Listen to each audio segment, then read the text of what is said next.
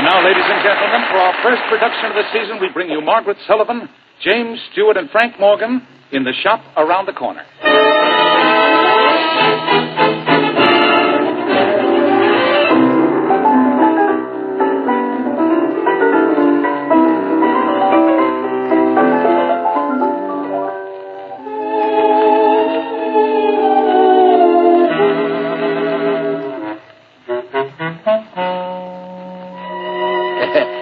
Well, The Shop Around the Corner, they call this story.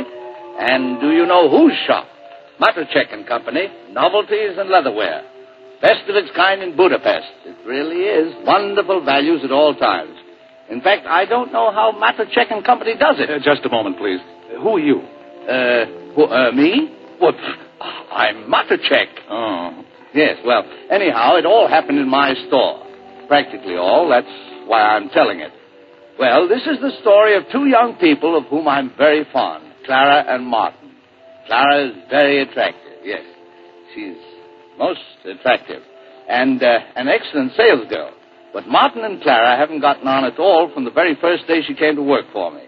Professional jealousy on Martin's part, because no head clerk likes to have an assistant, especially such a pretty assistant, outsell him.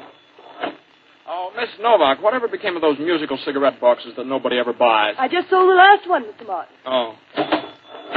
Can I show you something, madam? No, thank you. I prefer to have the young lady wait on me. Oh. Well, I've had a pretty good day. My sales come to exactly 176 kronen. My sales come to 250 kronen. Oh. Yeah, you can easily see how these little occurrences would hardly make for a beautiful friendship. But all this didn't seem very important to Martin these days. He had something else on his mind. Martin was living in a romantic plane, far above the everyday routine of Matrachek and Company.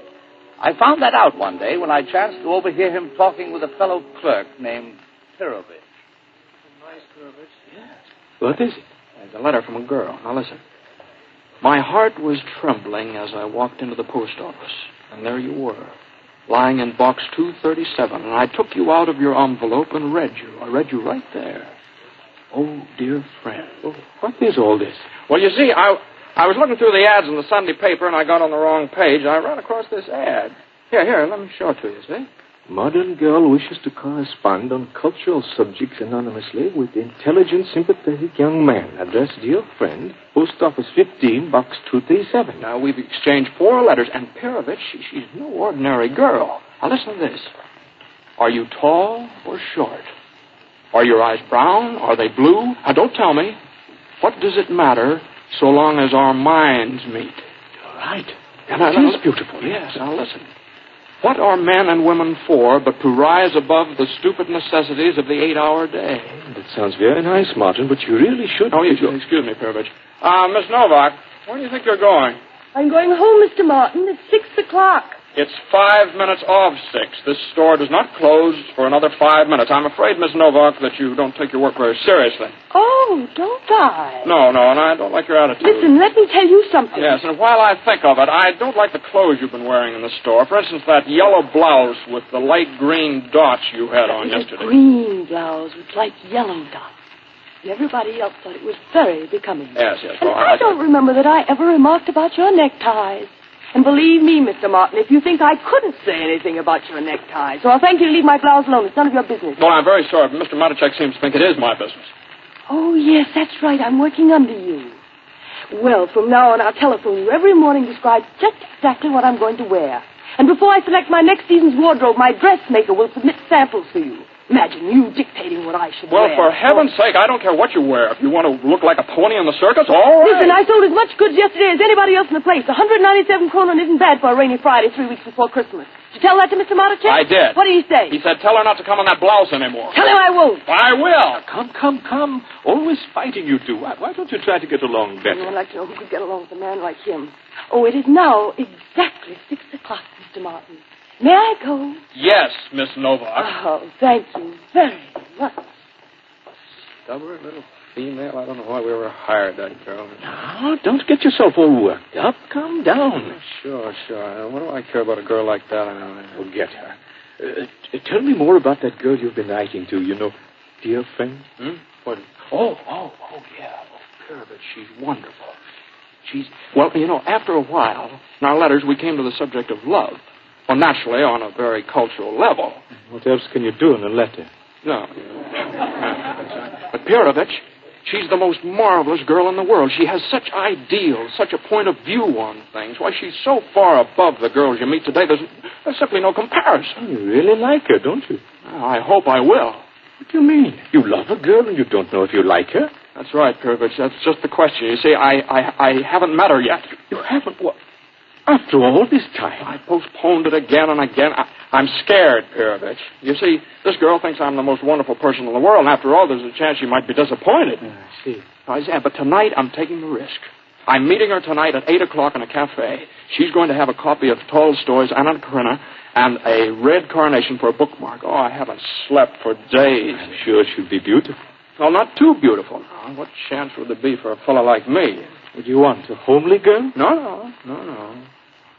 Just a lovely average girl, that's all.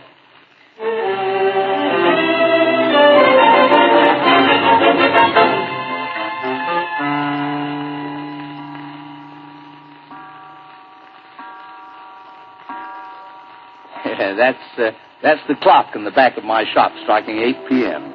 And that's exactly the hour Martin was to meet dear friend for the first time at the cafe. Well, when the time came, Martin didn't feel quite so brave, so he asked Pirovich to come along to give him moral support. And even after he got there, he was afraid to go in. He stood with Pirovich in a shadow outside the front window and peered in. He wanted Pirovich to see if he could spot a girl with a red carnation for a bookmark. Not yet. There's a beautiful girl. Really? Very beautiful. But no book. Oh, too bad. Wait a minute. I think I see it. Right here under the window. Yeah. Anna Karenina by Tolstoy. And the carnation. Yes. Well, what does she look like? Well, I can't see her face. She's sitting behind the clothes rack. There's a cup of coffee on the table. She's taking a piece of cake.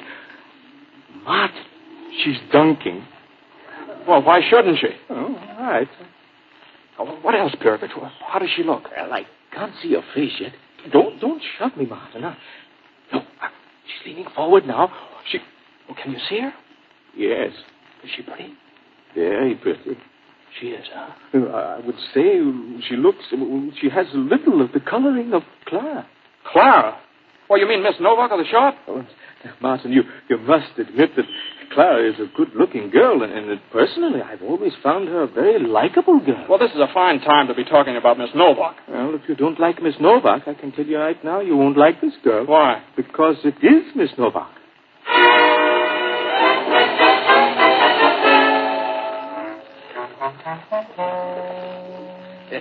Well, Martin was all for turning on his heel and starting home. But his friend Pirovich pointed out that Miss Novak had written those letters, and it really wasn't fair to the girl to leave her waiting there.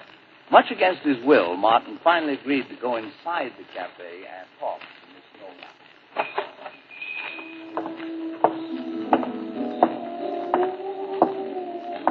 Well, hello, Miss Novak. Oh, good evening, Mr. Martin. Well, that's... what a coincidence. I had an appointment. You haven't seen Mr. Pirovich by any chance, have you? No, I haven't. Mm-hmm. Well, I guess I'll wait. Mind if I sit down? Yes, I do, please. Mr. Martin, I have an appointment, too. Oh. Well, there's no harm just sitting here, is there? Oh, I see you're reading Tolstoy's Anna Karenina. Yes? Anything against it? Oh, no. I never expected to meet you in a cafe with Tolstoy. It's quite a surprise. I didn't know you went in for the higher literature. Right? Yes. Well, there's so many things you don't know about me, Mr. Martin. Mm-hmm. Have you ever read Crime and Punishment by Dostoevsky?